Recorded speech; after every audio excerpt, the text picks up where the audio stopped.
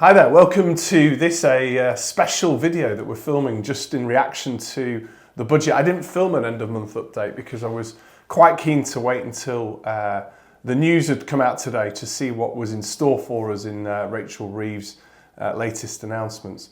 It's been an interesting few weeks because actually when we look at the market overall, just as a bit of a backdrop, we've definitely seen the uncertainty of the budget, and I've never really known it to be so uncertain in the run into a budget. This kind of like date that was then changed and moved, it just creates this feeling of we don't know what's coming, we don't know what's going to happen, and actually we've seen that translate into the way the market has behaved. So the number of new listings coming into the whole of the market that we cover, about 15% down on where it was this time last year. And actually quite frustrating in a way because the number of sales that we're agreeing as a percentage of property that we've got currently available on the market still very good, still tracking against where we've been earlier in the year. So the demand side has still been there, but unfortunately the uncertainty that's been created in the run up to this budget, not been great. And so I'm pleased that today we finally got to hear exactly what's coming and exactly what's going to change. And there were two big headlines, I think, that directly relate to the property market. There's obviously lots and lots of other stuff in the budget as well,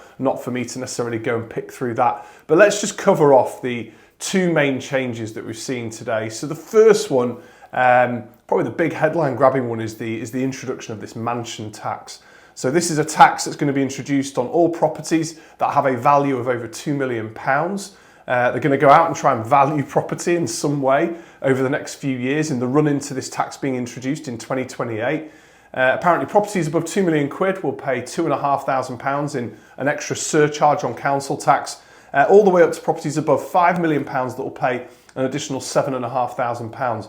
So what do we make of this tax? Well, I can put two heads on. I can put the property across the country head on, or I can put the property in the north of England head on, which is really where most of our attention lays. First of all, before I cover that one, across the whole country, I don't think it's great. I think in the end, it's likely to create a little bit of uncertainty, particularly at the higher ends of the market. It's going to create some cliff edges around certain price bandings, and we're going to see that as these bandings come to fruition as we get to hear more about them.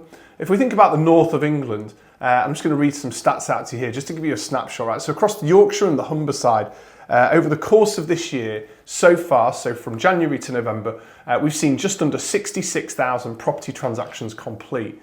So you want to take a guess, how many of those property transactions were above £2 million? I'll pause for a moment while you have a guess, okay? It was 48. So a very, very small percentage of our market is actually in that part of the price banding. That, of course, this is just property sales. This isn't the whole of the market, but it's just giving you a little bit of a snapshot of actually, for the north of England, this new tax probably isn't going to affect the vast majority of property transactions. As time goes on, as property prices rise, of course, that will likely change, especially if they don't shift those bandings, which I suspect they won't. But for now, it will have a very limited impact on the north of England. Be interesting to see how it affects some of the rest of the other parts of the country, particularly for those who've been living in properties for a long time in the south of England and have seen the value of them increase. They might not have the extra money to pay out in that surcharge. They may be forced to move. It might even bring some more property to market. We will see in due course, but overall, I don't think a huge change. The second change that happened, and the one which I suppose was a little bit unexpected, was the 2% increase on tax that you pay on property and savings income as well as dividends as well. There was a lot of speculation in the run up to this budget that the Chancellor might start playing around with things like national insurance contributions on income that we earn from rental properties. Really pleased that she's not gone down that road. So this other tax, probably the lesser of two evils. It's not great though, is it really? Let's think about all the impacts of changes that landlords have seen over the past few years.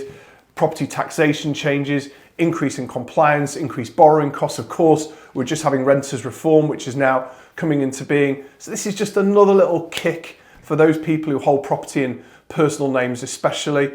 And I don't think necessarily is going to be a great thing overall. I think for some who are already thinking about selling because of renters reform and other impacts, it might just push them over the edge. And of course, when we see changes like this, in doing that, all it's going to do is reduce the amount of rental property there is in the market, push prices up for those who are thinking about renting. So overall, not a great change, but again, one which, as I said, probably the lesser of evils that we could have had in this budget. So overall, that's my summary of the two big changes that we've seen, and a bit of a summary of where I think the market's up to right now. Keep in touch. I'm going to film an update as we approach the end of the year, just to tell you how the year of 2025 has finished. And as always, give me a shout if you've got any questions. And if you're thinking about making that next move, we're available 8 a.m. till 8 p.m, 7 days a week. We'd love to talk to you. Thanks so much for watching.